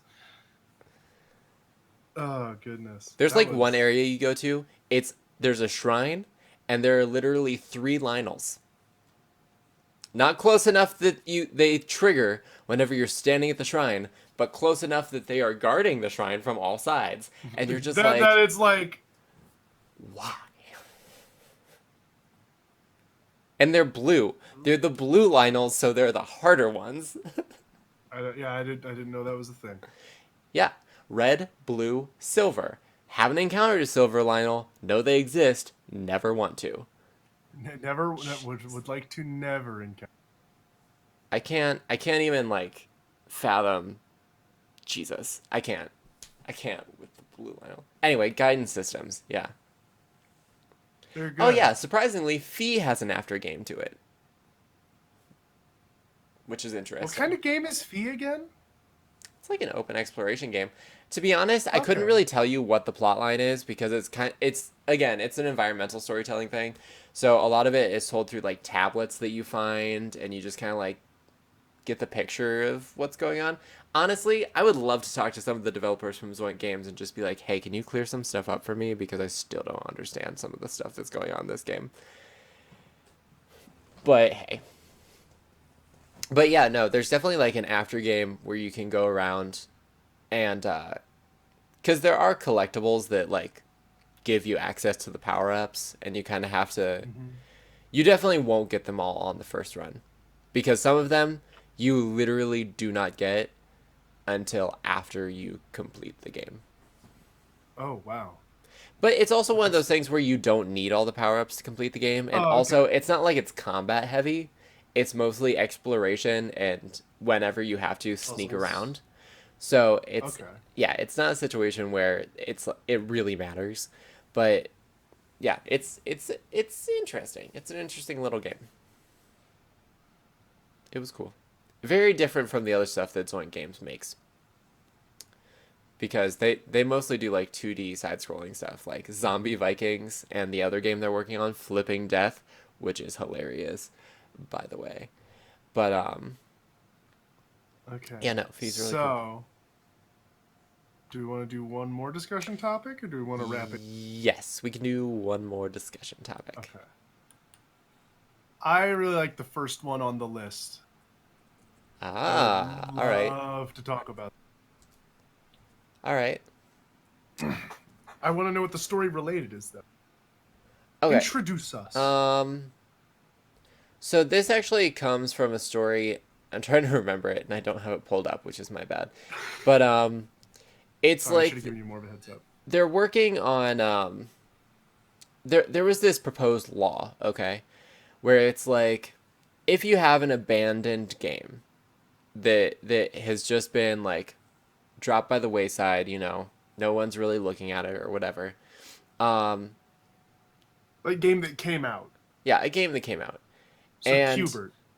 right, if it's an online game, Okay. can we preserve it? Because old games are actually preserved under like copyright law. They're like common law now. Yeah. So you Yeah. can Yeah. like you can offer you can either have a free version, or if it's old enough, you can actually use a commercial version of like an arcade game as part of your game. Or just in general. It's like the example that they were using was the Play Museum. There's like a video game museum Yeah. Yeah. Yeah. where Yeah. you can pay like $10 and just play games all day. But under this rule, they're wondering about what about online games, like online games that were abandoned, and So like Ultima Online. Really old MMO, like one of the first, really. Is yes, that what we're exactly. talking about? Okay. Um, but basically, the story is, video game companies want to sort of not have that happen because they don't want their commercial rights to be like infringed upon by places like the video game museum where you can just pay $10 and play any game you want all day. So it's I don't know, it's kind of a mire to me because it seems to me like the law that's they're proposing shouldn't even affect video game companies because they're games that they're not doing anymore anyway. Hmm. So they shouldn't really care what happens with their game, but they're being like Yeah. really protective of their games. Um, Throw out some opinions, and I'll try to find the original story so I can. All right. So yeah, like I think it'd be cool because like obviously I wasn't really around for those really old MMOs when they were popular. I'd love to try Ultima. I don't think it's still around. If it is, maybe I'll just try it out anyway. Or like EverQuest, the original EverQuest. Actually, they might still be running legacy servers for EverQuest. You know what that reminds me of? Did you ever watch What? The Quest? The Quest. No, I haven't. You would love it. Oh my god. It What was is the this show. Quest? It was from the producers of Lord of the Rings. It was a competition show where 12 people are taken to Everrealm. And it's like this full immersion, LARPing, like Dungeons and Dragons. They have to work with the Fates to defeat the Dark Lord using the Sun Spear, and each of them has a piece of the Sun Spear. and they're like they have to determine who the champion is, and they get put in these So situations, and the castle gets attacked, and they have to like run away. It was all filmed in Austria, an actual castle. Everyone's super into their character, and they're so all Legends of the Hidden paladins. Temple with LARPing. Yes, it is like ever. Yes, It's like, and that's the best show the ever. place is called Everrealm, and everyone's like super into it. There are I'm ogres, in. there are witches in the swamp. I Oh my am god. in. Like 100%. You can find it on Netflix. Anyway, continue on with what you're saying. I am in 400%. I just think it'd be really cool to play those games and like just have them. But at the same time, the issue comes up with like server maintenance. Like if it's still gonna be an online game, like an MMO for people, you have to actually be able to upkeep the servers. But if you make it a single player experience, you miss out on what made it so special at the time. Okay. Here's what's going on. So here's an article from Engadget that kind of explains it better than I did. The Okay. video game industry, the Entertainment Software Association, is petitioning the U.S. Copyright Office to not make DMCA exceptions for abandoned online multiplayer games. It's an effort to block the folks at the Museum of Art and Digital Entertainment in California who would like to see an exemption made for how the DMCA treats titles like the original EverQuest.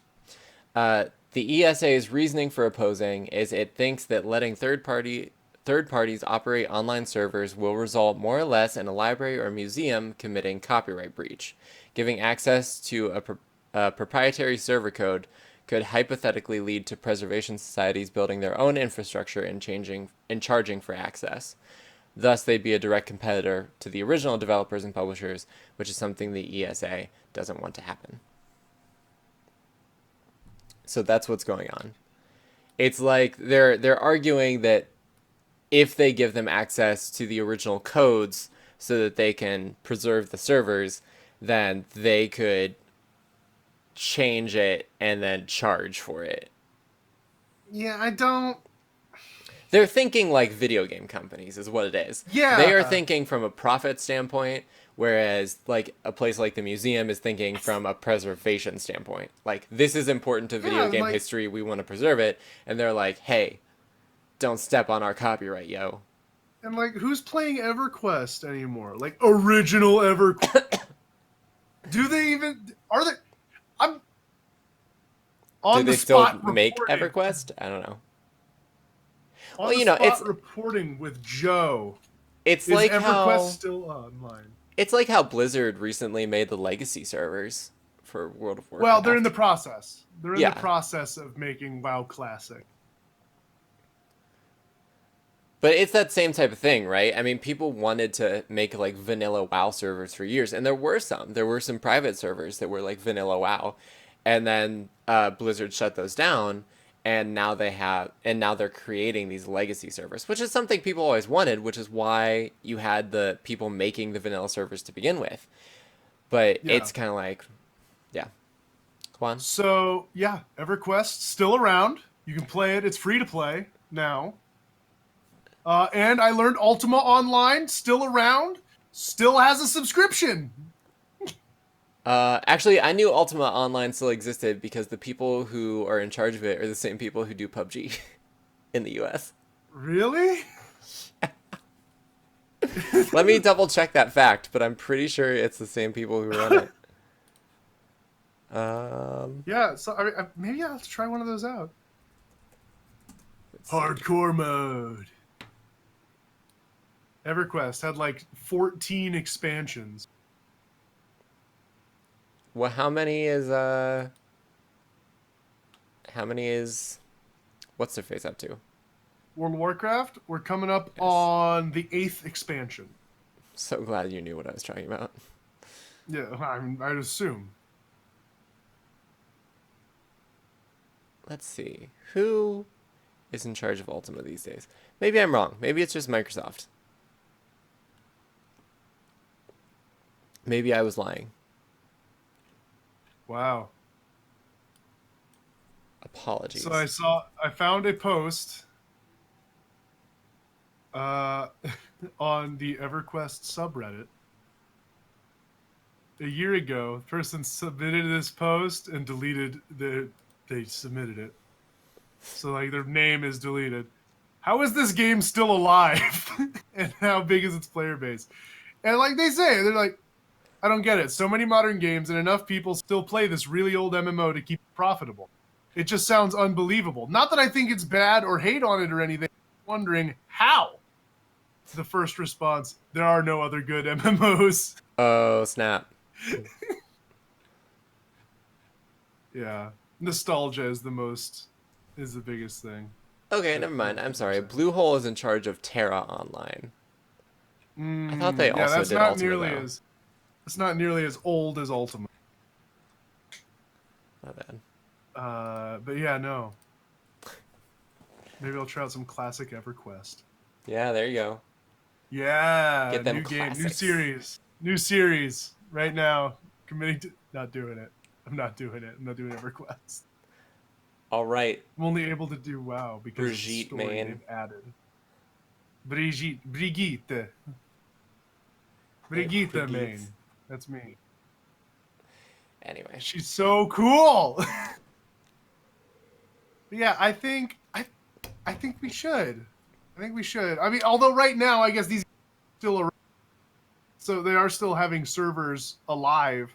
Yeah, and that's So the I thing. guess, And I mean, the thing is, like, there are already DMCA exceptions for every other game. That's not like an yeah. online multiplayer game. Like, Hmm. there are already DMCA exceptions, which is why places like the Museum of Art and Digital Entertainment can have what they have, which is, showing off these old games. It's just there's this like mire that comes with online gaming. MMOs. Yeah. Yeah, online gaming. But yeah, I think games that are dead, absolutely. If the game no longer has on, let them have it. Let them use it. Yeah. I can kind of understand for EverQuest, like, yeah, they do still have active servers running somehow. When did EverQuest come out? No, I don't know. Long ago. let's Before even the time of RuneScape. guess. 19, Guess a year. 1987. 1980. No, you're way off. Wait. 1999, though. Oh, I was gonna say you seemed incredulous, so I went distant. I did. It's an MMO. I mean, it's like the OGM. Well, not the OGM. I'm a child. You have to remember.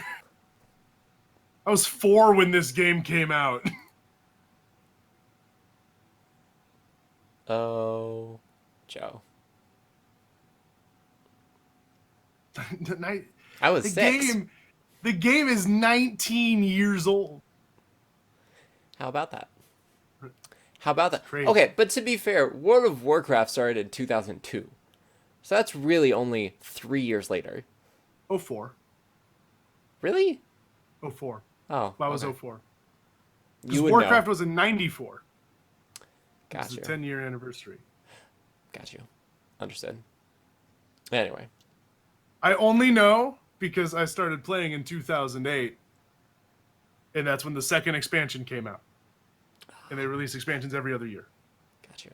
What was the second expansion? Cataclysm? Wrath of the Lich King. Oh, Wrath of the Lich King, of course. Kata was the third expansion. Got you. Anyway. Good times. Good times. Good times. Oh my gosh. I've been playing World of Warcraft for 10 years. How about them apples? I checked the other day. I felt, oh my gosh. I checked how much time I had logged on my main. Mm-hmm. I regretted that decision. On what? It's like on World of Warcraft. Oh. Checked how many hours I had played. How many hours? I don't remember the exact number, but I think it was like 36 days. Good God. And some hours in minutes and seconds. A month. But A month of your life. I just spent over a month of my life playing on one character in World of Warcraft. I created that character for hilarious. Cataclysm too. Oh, look at you. Yeah, Long-standing adventures. Because it was after they created their, like, they redid all through the new one. So I did. And then I leveled up, and then a race change later. because that actually started as a troll mage, but then I later race changed them to a blood elf. Never troll people. That's so rude. Well, they made the new troll starting zone in Cataclysm. I'm like, zone. And then I made a mage, and I'm like, wow, mage is really fun. That's Joe in 2010. Oh wow! That's good. You sound like Mickey Mouse. Haha! Nice. Come on, fellas, let's go. Well, hey. I would love to also talk some D&D stuff because D&D is just a fun topic to talk about in general. But hey, Yo, it's getting pretty late. about? It's almost 6 o'clock. So Just a little more. that can be We got like 10 minutes. that can be the conversation for tonight. What Can we get a D&D teaser? conversation are we going to have in 10 minutes? I don't know. What conversation were you wanting to have at all? Any. Can we get a Any and teaser? all. A teaser? We could talk about the Spellbinder class and how cool that class is. We could talk about my super cool subclass I'm making. Or we can talk about Mordecai and Stoma Foes. oh, I was going to say role playing. And we could have a whole discussion topic on role play and D&D. We can do that next week too, though. Yeah. Next We'll do that week next on the Pop Culture Podcast, look forward to role playing D&D. Yay! Is there anything you want to share before we close out, Joe? Go check out my YouTube channel, Joel Bone on YouTube. Come check me out. I make content from now and time to time. I'm trying to say several things at the same time. My brain is not letting my mouth. You're doing Yeah, I great. make a video about one a month. I'd like to do more. I just don't. I mean, I've recorded the next 2 episodes of Let's Play WoW, but, haven't come out yet. I've got ideas in the works for a project I'd like to do. I need to actually talk to you about that. That sounds like I fun. think it'll I be love interesting. projects. It's going to be fun. It's going to be fun. It's going to be a fun thing. So stay tuned for announcements from me Cool. about stuff. Also follow me on Twitter. I'm at Joe Labone. It's super cool. I tweet on occasion. Mostly I retweet other things people say. And favorite things with the occasional GIF response. Daily uploads. I tried that for a time. I could not keep up with it. Anything else? What else? That's about it. All right. Catboy Watch Sora, Pop do you Culture have anything? Podcast. Catboy Sora, do you have anything? Buy Kingdom Hearts 3 when it comes out. Okay, so never. Great. As for myself, I'll be streaming again on Friday. Hopefully. I won't have to work the day before, so I'll probably actually be awake for Friday's stream. Saturday's stream, Yay! that's a question. That's a big old No question promise. mark. But I'm going to try to be streaming on Saturday. Usual time, 3 o'clock. And then an episode of Hanging with Janky. Talking about God knows what. And that's pretty much all I got. So, thank you so much for joining us for another episode of the Pop Culture Podcast. That's been Joe. That's been Sora. That's been Scritches the Kitten. And I've been Janky. We'll see you next time. Jazz hands? Really? So you're just gonna keep doing it, huh? until you cut away. I've already cut away. It's Oh, already yeah. happened for me, Joe. I didn't know. It hadn't for me. I'm still watching myself do jazz hands.